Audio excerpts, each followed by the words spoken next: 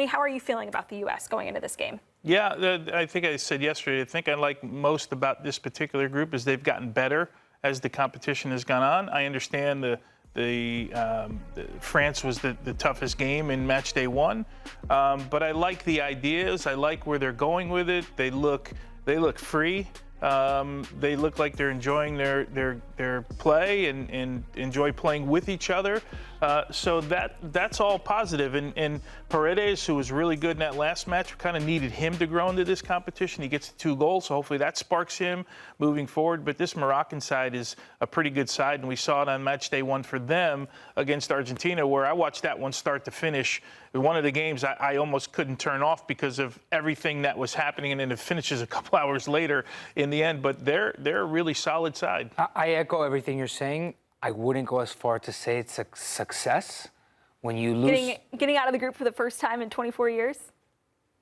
We measure this men's team differently. Those are stats. Like, I'm looking at, sure, okay. Sure, but I'm looking at what happened on the field in the group stage. You beat 2 really bad teams that you're expected to beat, and you beat them with a lot of personality, and that's great for the U.S.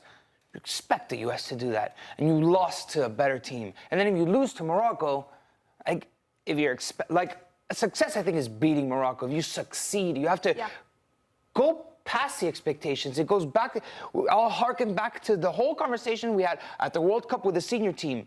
You beat the teams you're supposed to beat. You lost the teams that people thought you were going to lose to. I can't qualify that as success. You did all right. Thumbs up. You competed. You did what you needed to do.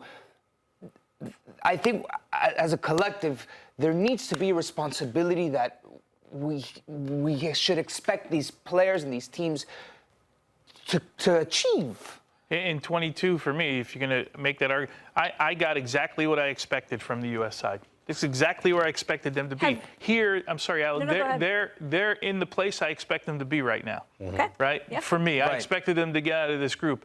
If they lose to Morocco, is this a pass or fail? If that's your only option, pass or fail. And I think that goes back to the argument. That's too easy for a U.S. national team at an Olympics. That's too easy for grade. Let me finish, and I think you'll understand where I'm coming from. If the question is, did they pass or fail? We have to say it's a pass. Did they exceed your expectations? Did they shine above what you expected? No. I think all 3 of us agree.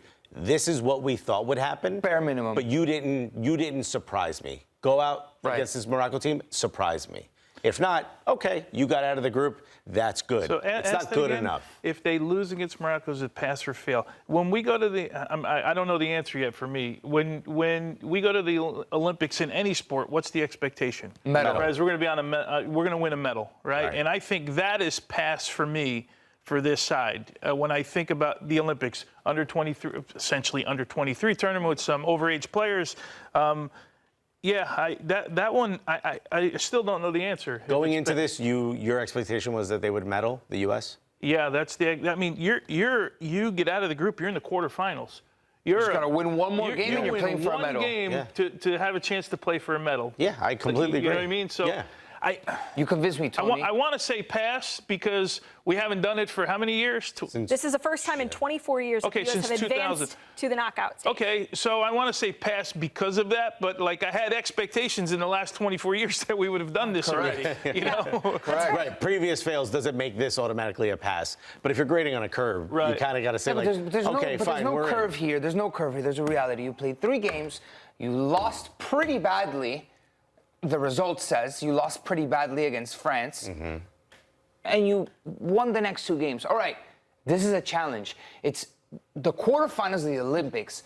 The U.S., just like in any other sport, obviously there are greater advantages that the U.S. has in other sports, but we're at the Olympics. You want to medal. You want to walk home. These guys want to walk home for a medal. These guys, if they lose, you know what? If they lose to Morocco, the 18 players on the squad, they will have felt like they failed their objective. Absolutely. And I think, and that's what matters most. And I don't want to. We need to walk away from sugarcoating and tossing flowers when flowers aren't deserved. The U.S. doesn't. I'm going to go back and I'm going to agree with Tony. The U.S. doesn't beat Morocco. We didn't end up achieving the objective, which is a medal. And that's the standard that, as a footballing nation, we should hold every single one of our national teams, because we have infrastructures in place, we have money that's being invested into our sport. That's our standard that we should hold our teams at. And look, I don't want to be soft on these national teams because it's like a pass and we want to be nice to like. I don't disagree with either of you. But we're also not the only country that has infrastructure and money being poured into the sport. And so for me, it's really hard. Separate from that. That's the nature of competition, though. But for me, in particular, it's really hard to look at this and separate it from the greater picture of U.S. men's national team and the U.S. men's soccer program. It's just hard. It's just hard for me to look at this and not think about what's happened in the recent history. So I'm going to go and say it may be a light pass. It may be barely a pass. But for me, it's a pass. You didn't shine. I'm not walking away with a ton of confidence and saying we're on the right path. But at least this isn't yet another failure, another stinker of a job. I walk away feeling that if we lose to Morocco. I'm not happy. I'm not proud. But at least I'm not sad. Does that make sense? This team hasn't done poorly, all right? They haven't done poorly in this competition. No.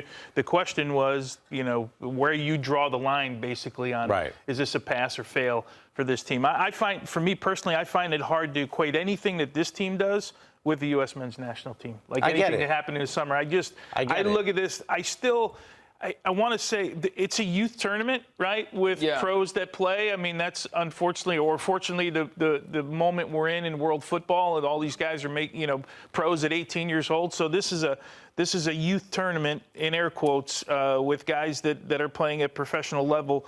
I'm like I said from the start though, I'm happy with where they're going right now. Right, but now you got to take the I'm next also step. excited with what I'm seeing from some of the bench No players. doubt, no doubt. Yao in particular just shining.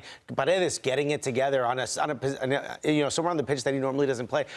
There's a lot of really positives to take from what's happening. And look, similarly, let's look at it from the Moroccan perspective. If Morocco goes out to the U.S., that's unarguably got to be seen as a failure. Abject failure, obviously, for right? sure. Because they were so good in the group stage. But that's the nature. They beat the nature of Argentina. football. They finished top of the group. At the same time, there could be positive feelings. All right, it wasn't a great game against the United States or Morocco, and you end up losing, right? But there's a certain standard Moroccans hold themselves at. There's a certain standard we must hold ourselves at. And this is the next big test for this group, is a very difficult game against Morocco. Yeah, I don't disagree with you. And I think rising our expectations and demanding that in general often breeds more success. So I'm with you.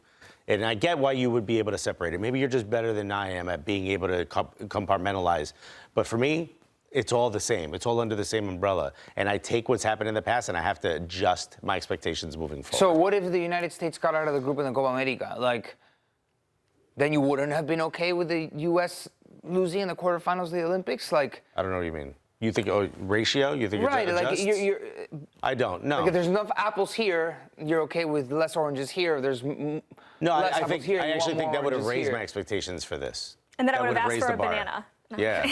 Okay, so do we think? Let's be honest. I'm not asking for any fruit. You know what I mean? I'm going for a bag of chips. I can understand how fans would feel that way. There's no question, right?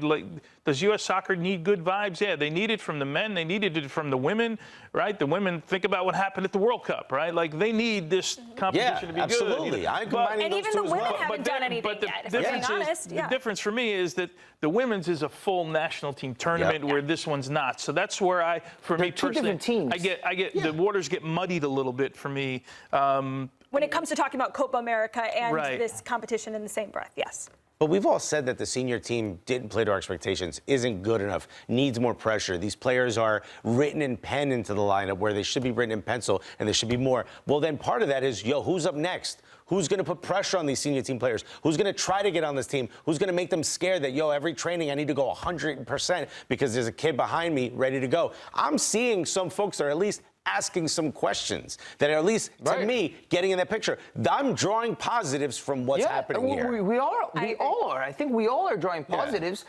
Once again, we're all speaking loudly while agreeing. And that's why I think you raise a great point. But at the same time, there's forms and there's results, which is the reality of this business, and results speak louder than form, sadly, because it's the headline, right? That's what you see. If the U.S. goes out to Morocco playing well, but we lose, we didn't achieve, we were far from achieving our goal, which is getting a medal, but there are positive signs. We drew a lot of positives, but again, as a collective, we have to demand not positive signs. Those positive signs need to get results. And to that point, I could also argue the other side. Again, we're all in agreement for the most part. I think 90%. Yeah. I could argue the other part, that this team magically makes their way into a medal. Let's say it's a silver medal in this competition. That doesn't change the quality of the players. That doesn't change the quality of the pool of players we have. We got results, but that doesn't make their FIFA card score higher magically because they won a medal. Do you get the point I'm taking? When I'm looking at this as a whole, but in reality, that gives you experiences that will form you. Sure. Than crashing out at a quarterfinal. Sure. It doesn't change a player's first touch. It doesn't change a player's ability in front of goal. In a way, but it changes your player's mentality, which can take you so much further. They'll touch will get better. Their technique will get better as they become more entrenched in their professionalism, because these are young guys. But there's positives for the result. Playing for a gold medal changes something here. And I mean, you played at this level, Tony. The way that opportunity can unlock a whole different type of mindset and give you an experience that then you could take to the senior national team. And everything you're asking for, that can definitely change. Right. There's a potential there, for sure. Play beautiful, best game of your life and get knocked out, or play poorly and move on to the semifinals? How much money do I get for winning? There's only one answer in this thing. There's only one answer here. A debate. Well, we can debate whether or not this has been a success for the U.S. in the Olympics, but I think this conversation was a success. Good points you made, guys.